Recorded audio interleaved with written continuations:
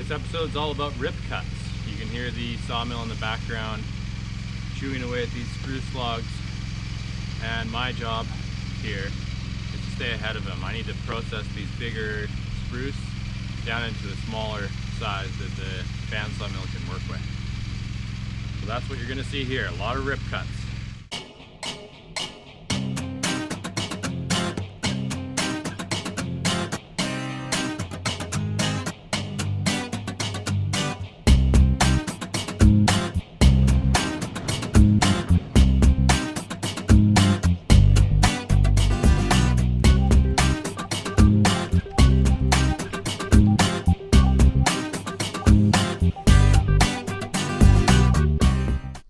Sun is out. So I gotta chop up some spruce. This stuff is way too big.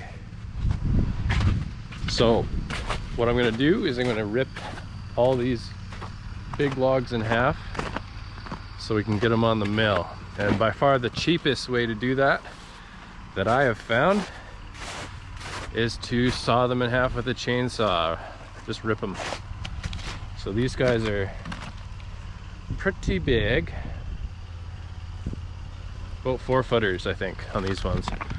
And then I've got that pile right there. Those are all about that size.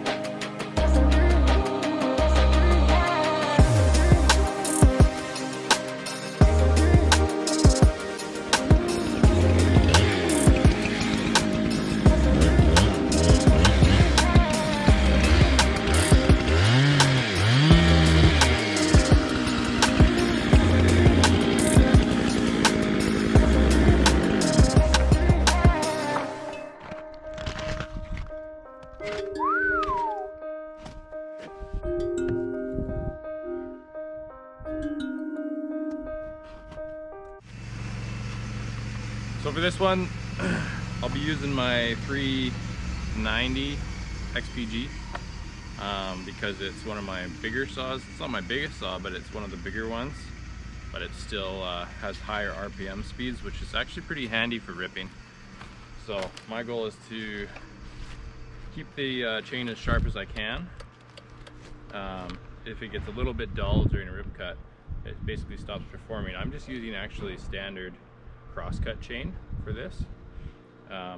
Certain times of the year I do a lot of ripping, but I've found that it doesn't make a terrible difference just using crosscut chain as long as you keep it sharp. So after every rip cut I usually just touch up the teeth with 1 or 2 strokes. And yeah, my goal when I'm ripping is I just form a straight line on the top of the log, and then using that either with the board or with or by eye, I'm just gonna rip a depth cut towards the center of the tree. So right here is the center of the tree. It's the heart, or the heartwood bullseye. So what I'm aiming for is that bullseye right there. This is the log number 392. Every time we process an instrument log, we give it a number so that customers can find that specific log again if they like the type of wood it brings. So this is our 392nd instrument log. What I'm going to do is I'm going to aim for that heart roughly. Don't have to be perfect on this, but I'm going to just follow my straight edge on the outside where the good wood is, aim for the heart, and rip all the way down the length. And then I'm going to rotate the log and do the same thing from the other side. Unless it's a smaller diameter tree and my bar can reach. This is a 32-inch bar. If it can reach all the way through, then I might just go for a one shot all the way through. But ripping works better if your bar orientation is kind of as the chainsaw is now, instead of being straight up and down.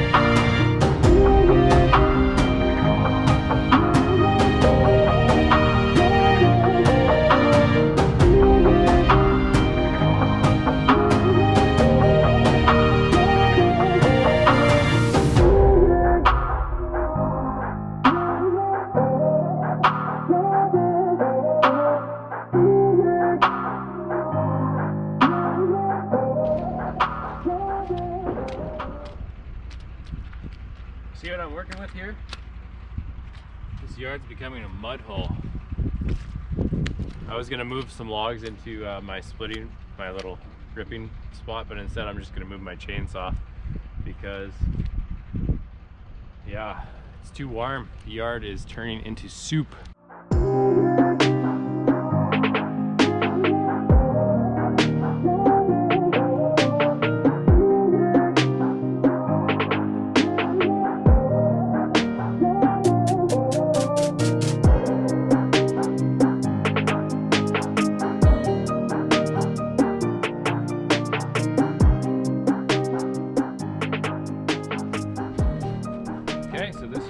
It might look like I missed a little bit here, but actually this one has an offset heart. It's actually over here, and that's why I moved my cut over. Yeah, you'll see why when we saw it up, but basically we cut everything towards the heart, like a pizza or a pie, and that's how we get our instrument grade wood out of here. So yeah, that went pretty well. I'm gonna wait to finish the other side of this, but it'll be the same process as everything else. Just roll it over. I use a forklift for that just because it's pretty big. And I'm just gonna wait until it freezes up in the morning. So tomorrow I can use the forklift to move this around, or somebody will. Somebody will probably roll it around for me. And then I could finish this cut tomorrow. And yeah, we're looking not too bad. I looked around. I think there's only maybe 3 logs on the high side here, and then 4 logs behind me that are way too big for the mill, so they need to be halved for sure, maybe quartered. So we're getting there. Slow and steady, a couple logs a day. Keeps those beetles away. Woo! Windy. Well, if anything, this puddle's just getting bigger. So I haven't been able to get the loader over to this piece here and turn it around. So I was thinking I might try and roll it by hand. Well, I mean, with some levers and stuff, but it's a big log. You guys think I can turn it? Just roll it all the way over to here.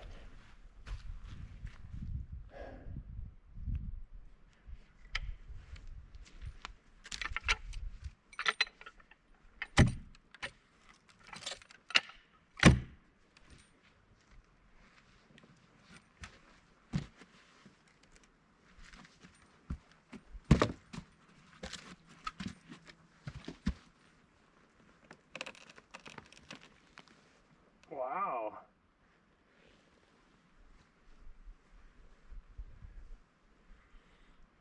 If you can budge it, then it will roll.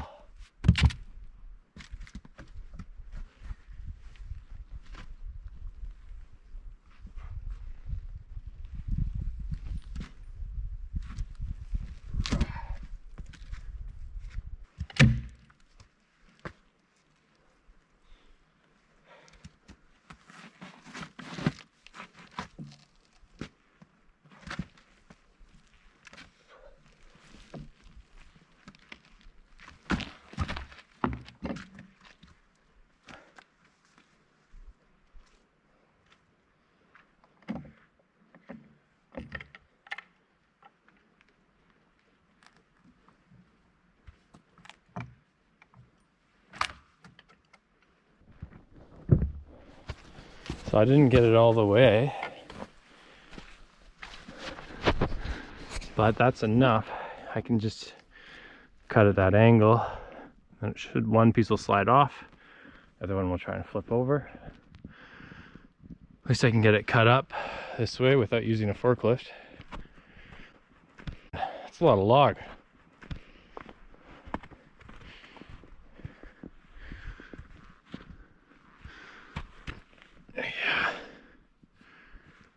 Yeah, that should work.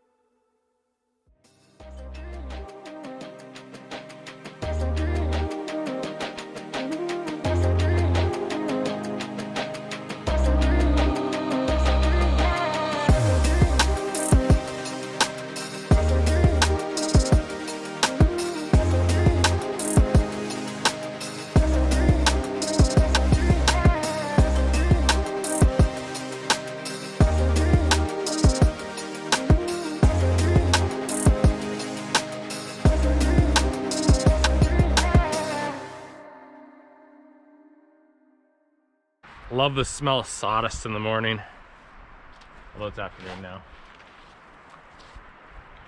Honestly though, I'm a little bit tired of ripping spruce logs in half. At what point, like how many logs do you have to rip in half with a chainsaw before you just decide to build a bigger mill?